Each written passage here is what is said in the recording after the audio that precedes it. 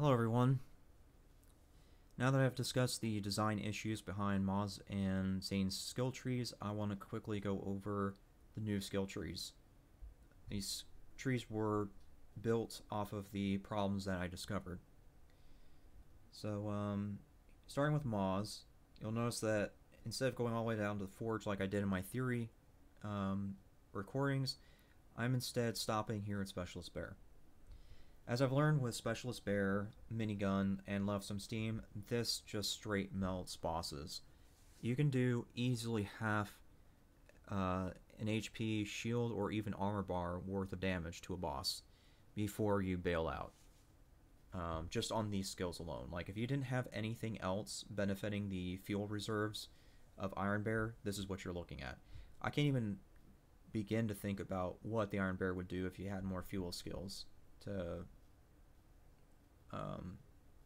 increase that. So yeah, there's that. And then over here I made another change. I've gone down to behind the Iron Curtain.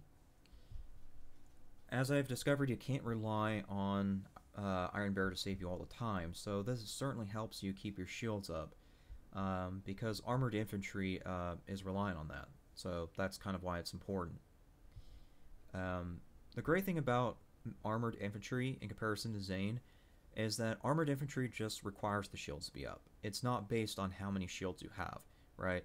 So let's just say you're at, 5 points of shields. Well, this still applies. It's not like Zane's where it's like if you're damaged then you're not getting as much bonus. So yeah, this definitely helps right here. As for over here, this is where another change has occurred. In my theory recordings, I wasn't sure if stainless steel bear was needed, but it turns out it is. As I've learned, the Iron Bear is not just your savior, it's also your damage dealer to a certain degree. So giving it more armor and fuel is totally worth it. If you stack that with Security Bear over here, then yeah, you can take a serious amount of damage with the Iron Bear.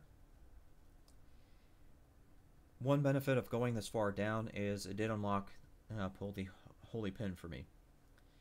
Now, as I've discovered, sticky grenades are absolutely insane if you manage to land them.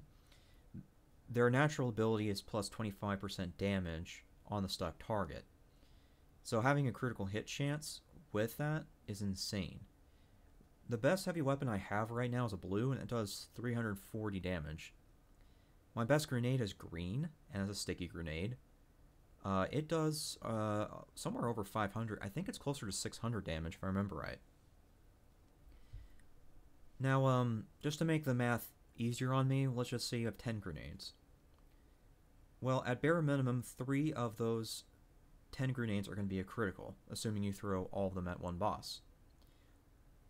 That's an insane thing to have. So yeah, this is totally worth it because not only are you getting more Iron Bear, but you're also getting criticals with your sticky grenades. Totally worth it. So yeah, that's the new Moz build right there. Let's move into Zane now. You'll notice I kept basically the same build as I did in the theory recordings in terms of this tree. But as far as this is concerned, I did change things up. I realized you can't rely on Calm, Cool, Collected due to cryo efficiency percentages being a thing, and also because of the fact that it would seem a lot of the weapons that you do find cryo on are just low on damage. You can do far more damage with Jacob's weaponry, and Zane is geared in such a way that he can make Jacob's weaponry work better than anyone else because of the reload speed, accuracy, and a few other things. So, yeah, this is totally worth it to go down at least to here, because Zane doesn't have any escapes like I was pointing out in the prior recording, not like Moz where she can just Iron Bear the second she gets a pickle. So having damage reduction and status effect duration being reduced is a huge help to keeping Zane alive, considering he has no escapes. So, yeah, the only thing I changed was going here to borrow time. this actually helps with the already low skill times that Zane has.